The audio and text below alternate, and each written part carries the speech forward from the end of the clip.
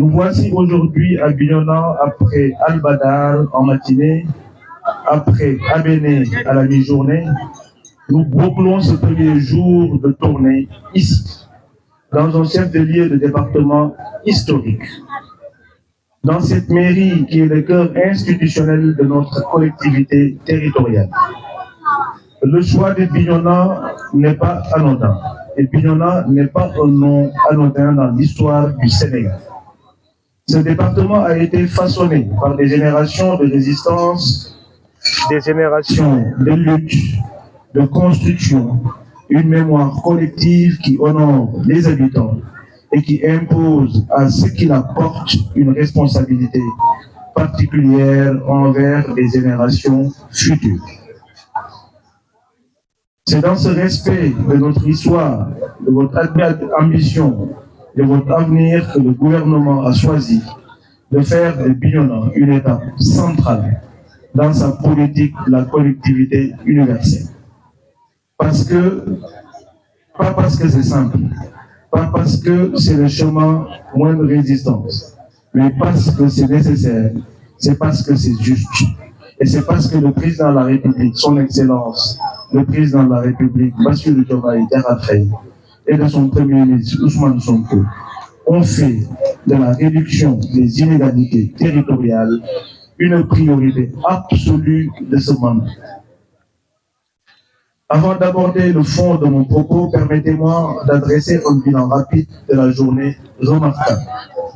Ce matin, à Al-Badar, nous avons inauguré une connexion satellitaire très haut début du centre de formation professionnelle. Et en fin de matinée, à Abéné, nous avons fait de même pour le centre de formation professionnelle de cette commune. Et ce soir, à Bignona, nous franchissons une nouvelle étape avec un déploiement de la collectivité dans la capitale départementale. En une seule journée, le gouvernement a tenu 3 engagements concrets envers les populations du département de Bignona, 3 établissements connectés, 3 communautés dotées d'un accès à haut débit et 3 portes ouvertes sur l'économie numérique mondiale. Ce n'est pas un hasard, ce n'est pas de la communication, c'est de l'action publique, réelle, mesurable et visible. Et ce n'est que le début.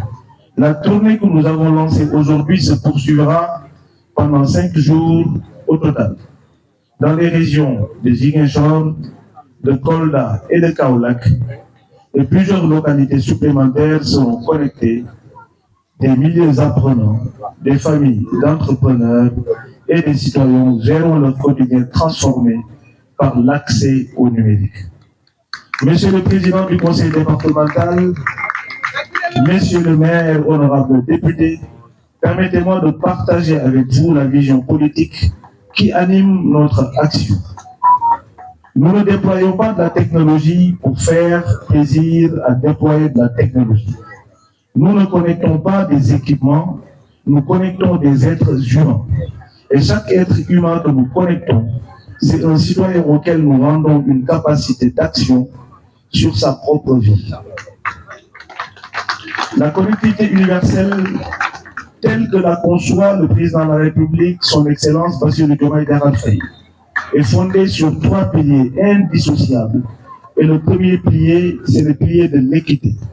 Personne n'a le droit, personne ne doit être à l'écart de la révolution numérique en raison de sa localisation géographique, à son niveau de revenu ou à son appartenance sociale. Le deuxième pilier est la souveraineté. Le Sénégal doit maîtriser ses infrastructures numériques, ses données, ses plateformes, pour ne pas devenir un simple consommateur passif des technologies développées ailleurs. Le troisième pilier, c'est l'efficacité économique. Le numérique doit créer de la valeur économique locale, des emplois, des entreprises et des exportations de services. Ces 3 piliers guident chaque décision que nous prenons, chaque investissement que nous réalisons et chaque partenariat que nous nouons. Et c'est à l'aune de ces 3 critères que vous devez juger notre action. Monsieur le Président du Conseil départemental, Monsieur le maire, je vais vous parler directement. Le département de Bignona est vaste, divers, riche en potentiel agricole, touristique, artisanaux et humain. Et sa transformation numérique ne peut être pilotée uniquement depuis Dakar. Elle doit être co-construite avec vous, les élus locaux, qui connaissez les réalités du terrain, les besoins des populations et les opportunités économiques spécifiques à votre territoire. Je veux donc formuler une proposition concrète à Monsieur le Président du Conseil départemental et à Monsieur le maire, que le Conseil départemental de Bignona élabore, en concertation avec nos services, un plan numérique départemental. Et ce plan identifierait les zones encore non couvertes, des établissements scolaires et des formations prioritaires. Les acteurs économiques locaux à accompagner dans leur transformation numérique et les initiatives d'alphabétisation numérique à mettre en place pour les populations les plus éloignées des usages technologiques. Le gouvernement central est prêt à accompagner, Monsieur le Président du Conseil départemental, à financer, à soutenir technologiquement une telle démarche. Mais il doit être porté localement par des élus locaux légitimes et connaisseurs de leur territoire. Et c'est dans ce sens que nos partenariats que nous souhaitons construire avec vous. Monsieur le maire de Bignona a également un rôle clé à jouer. Les services municipaux peuvent être les premiers ambassadeurs de la transformation numérique à travers la dématérialisation des actes d'état civil, la mise en ligne des informations de délibération du conseil municipal, un portail de services aux citoyens et des plateformes d'e-participation. Et ces innovations renforcent la démocratie locale et améliorent concrètement la vie quotidienne de vos administrés. Mesdames et messieurs les honorables députés, je suis heureux de vous voir à mes côtés. À cette cérémonie, votre présence ici est un message. Votre présence ici est un message à vos mandats. Vous ne vous contentez pas de voter des lois depuis Dakar. Vous venez sur le terrain constater l'effet concret de la politique publique. Je veux vous soumettre une réflexion. Nous déployons aujourd'hui des infrastructures physiques, des équipements satellitaires, des antennes, des routeurs. Ces infrastructures sont importantes, mais elles ne remplissent leur pleine mission que si l'environnement législatif, fiscal et réglementaire est adapté à leur utilisation. Je pense notamment à la nécessité de renforcer le cadre légal sur la protection des données personnelles, que les citoyens sénégalais puissent utiliser les services numériques en toute confiance. Je pense à la fiscalité sur les services numériques. Je pense à la fiscalité sur les services numériques. Je pense notamment à la nécessité de renforcer également le cadre légal et réglementaire sur la protection des données. Je pense à la fiscalité des services numériques qui doit être calibrée pour favoriser l'accès et non à le restreindre.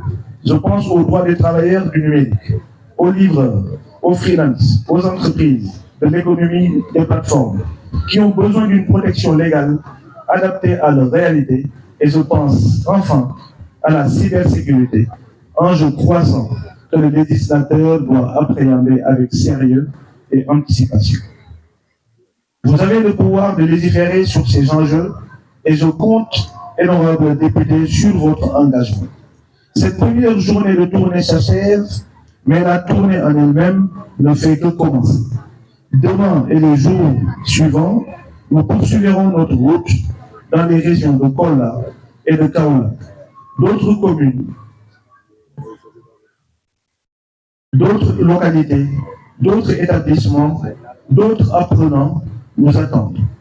Et nous irons à la rencontre avec la même énergie, la même conviction, le même sens de l'équité qui nous ont amenés ici aujourd'hui.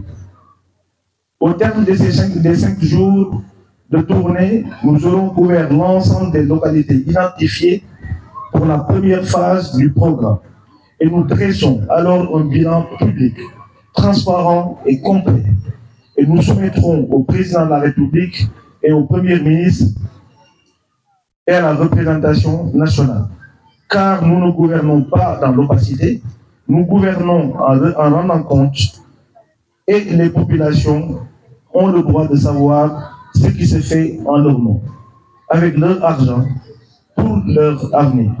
Mesdames et messieurs, permettez-moi de conclure par une invocation de l'union vers laquelle nous marchons. Le Sénégal que nous voulons bâtir est un Sénégal où chaque enfant, un enfant de Bignona, a les mêmes sens qu'un enfant de Dakar. Pas les mêmes sens en théorie. Pas les mêmes sens en théorie, mais les mêmes sens en réalité. Le Sénégal où les talents de la Casamance, du Fouta, du Saloum, de la Casamance profonde peuvent s'exprimer, peuvent rayonner et contribuer au développement national sans avoir à s'arracher de leur racine. Un Sénégal souverain dans les choix numériques, compétitif de l'économie mondiale du numérique et juste dans la distribution de ses fruits.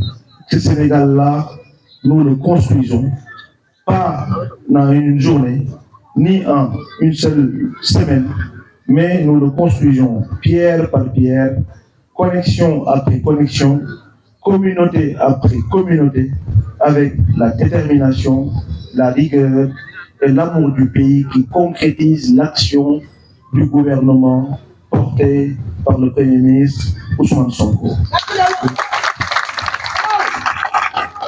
Vive Bignona, vive la région de Ziguinchor, vive le Sénégal numérique, vive le Sénégal souverain et vive le Sénégal équitable.